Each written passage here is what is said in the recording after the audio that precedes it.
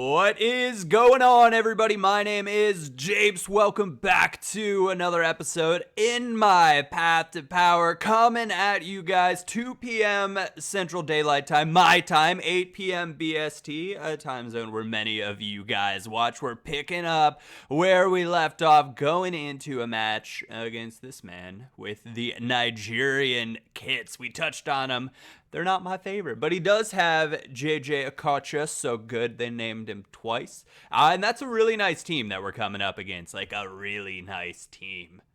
If Rudiger may be the weak link, Danny Rose may be the weak link in this team, but it's really, really strong. And I was like, oh no, I don't want to, I'm not ready for this yet.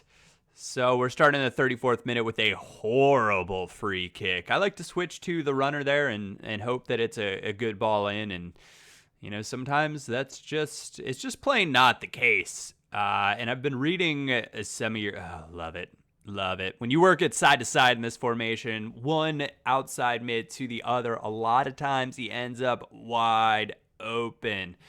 And those are the goals that we're looking for, like a high percentage chance where it's me and the keeper. And no matter how poor Kingsley Coman's finishing might be rated, when you get an opportunity like that, you're still going to feel pretty good that you're going to be able to slot it away. 57th minute. Also want to say what up and thank you to those of you guys who have been leaving me comments to respond to. I've been doing my best to respond to as many of them as I can when I get some free time during the day. And I just want to say that I appreciate it. And I appreciate you guys, those of you that have been tuning in for many, many moons now. Really fortunate on that deflection. Falls right back to Shaqiri and put it away right in the 60th minute, making it 2-0. But I've been getting a lot of questions about my camera angle that I play with. I play on telebroadcast, and the zoom is all the way out. I'm not sure if that's up to 20 or to 0. And then I change the height to, I don't know if that one's 20 or 0, but it's the opposite. And so the height, we want to tilt it as far over the pitch as we possibly can. So we're looking as close to straight down as possible while on telebroadcast, zoomed all the way out. And that's the best description I can give you without actually going in and showing you, because I never remember to do that when I'm going to record these. When I'm going to record them, I'm like, all right, I need to put my game face on. I got my cup of coffee, and it's like, let's do this thing. And the camera angle is just not on my mind. So I do apologize for that. Nice goal there, Willian. And I talked about it last time. Willian coming in as a super sub as one of our CMs. I'm a fan of the idea, and it's working out for us. It's working out really, really well. So that feels good to be able to have a player like him that is so versatile, and I can just bring on and hope that he goes out and does the business for me. Now, on the flip side, I also have been getting questions as far as what my instructions are for the 4-1-4-1. You can always check back episode 1, you can see it all. But as a refresher, because I'm not going to remember to do that, we've got the semifinal coming up here, so that was round of 16, feels good. But the refresher, we've got our striker on absolutely nothing's touched. I don't do anything. And if I was going to do something, I'd probably change it to the false 9 instruction on the striker, because I like when he drops deep into the midfield. I think it draws the two center backs even further out of position and allows your CMs to get forward, which is leading us to the CM instructions. We've got get forward, free roam, get into the box for crosses on the two central midfielders, the left mid and the right mid. Stay forward, cut inside, get in behind. We've got the CDM on stay back while attacking. Sometime, depending on what kind of stats the CM has. Like, there's some player, or the CDM, there's some players that I would leave unbalanced if their interception and marking stats are like pretty similarly rated. But like, if I was going to use a player like Luka Modric maybe there, or Goretzka, I think has a higher, like some players have much higher interception stats. And if that's the case, then I'm going to change the instruction to stay back and cut passing lanes. And then on the left back and the right back, I use stay back while attacking. Lionel Messi sighting, pretty excited about that. He does have a weaker left side of his defense. Kimpembe, Luke Shaw, Manuel Neuer in goal, though, so we can't discount that. And I love Umtiti on Ultimate Team. I have him on my main account. I'm just hoping that we get him on here because he's just so good. I was reading an article and it was talking about some crazy stat, just talk like how good he's been for Barca, and Barca maybe drew like once in the league when he was playing and picked up all of their other dropped points when he wasn't playing. And Shaqiri, this guy was maybe a little cocky at the back at times, and that time I thought I might get him, and I did get him, and he was pissed. He was really not feeling that, a little upset.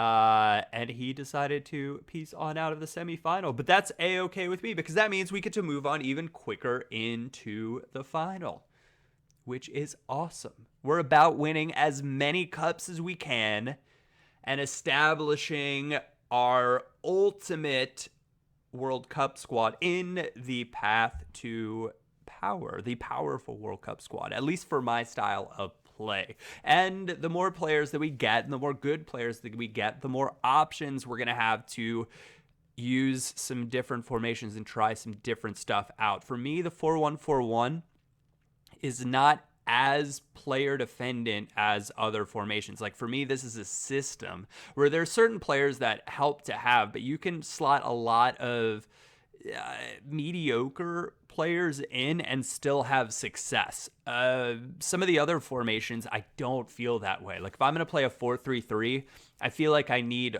4-3-3 type players, and I can talk about that, maybe what that looks like in the future if I do decide to play that formation. Maybe I'll try the 4-3-3 number 2. I like it. You can make it play similar to this. You just move, imagine the midfield set up the exact same and you use the same instructions. You just put the left mid and right wing on come back on defense, and then it's more or less very similar.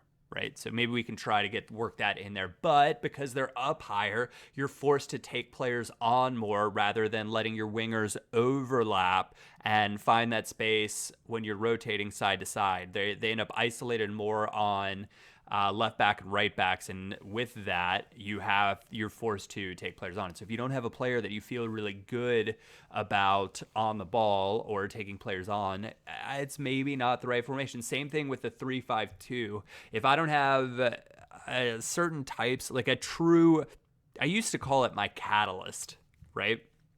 And that's the attacking mid. If I don't have a player that I feel like is a super dynamic player for that attacking mid role, I'm talking like a Kevin De Bruyne, I'm talking Griezmann, I'm talking Hazard, I'm talking Dybala, players like that James Rodriguez, that can go and win you a game by themselves and are good enough to play in a free form type position there to take advantage of the gaps that'll be created, I'll probably struggle with that formation. And I like that on my main account. I've got Griezmann and I've got De Bruyne, and I feel really good when I play that formation. Like, it feels awesome. Toni Kroos, who I talked about yesterday, I'm using him as a holding midfielder in that formation with Luka Modric. And so when it comes to possession and passing and finding the right ball, I feel really good about it. And you're going to be like, Japes, you don't have a true like ball winner in there. And it's like, yeah, it's totally fine, right? We've got cut passing lanes on them, and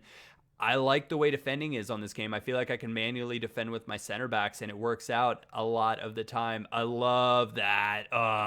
Gary Lineker, take a bow. Take a bow.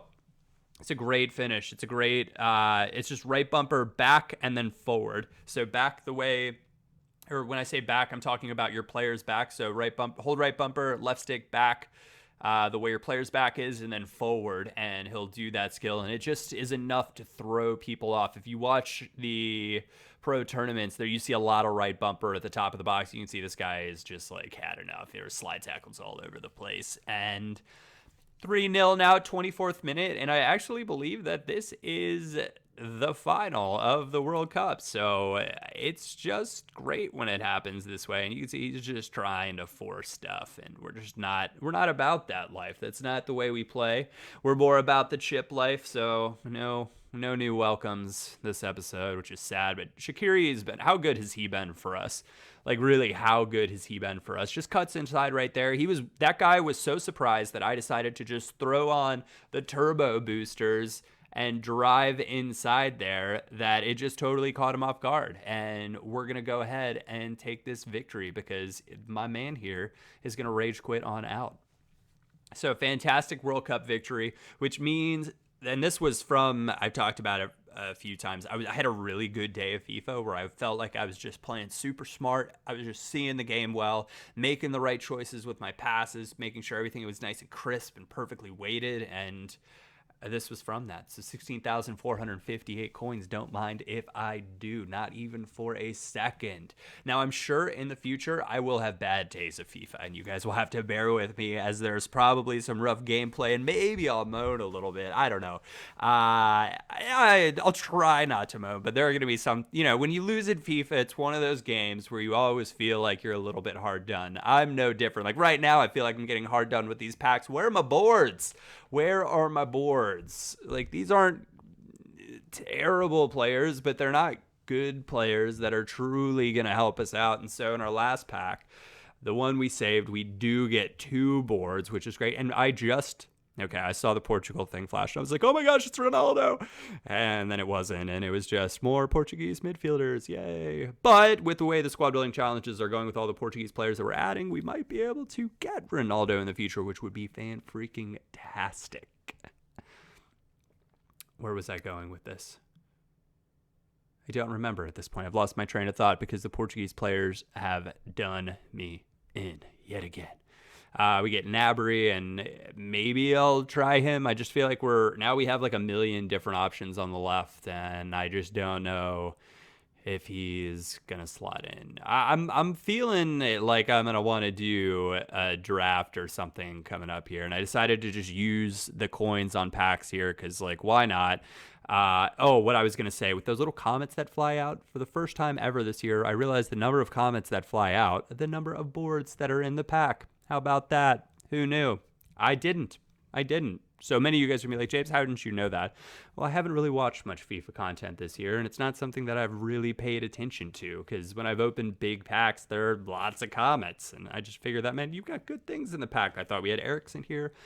We have Christensen again. Or not again. Well, first time. Anyways, guys, that is where we are going to come to a close in this episode. If you want to say what's up, tweet me at AirJapes. Other than that, I'll catch you at the same time tomorrow. My name is Japes, and I will catch you all next time.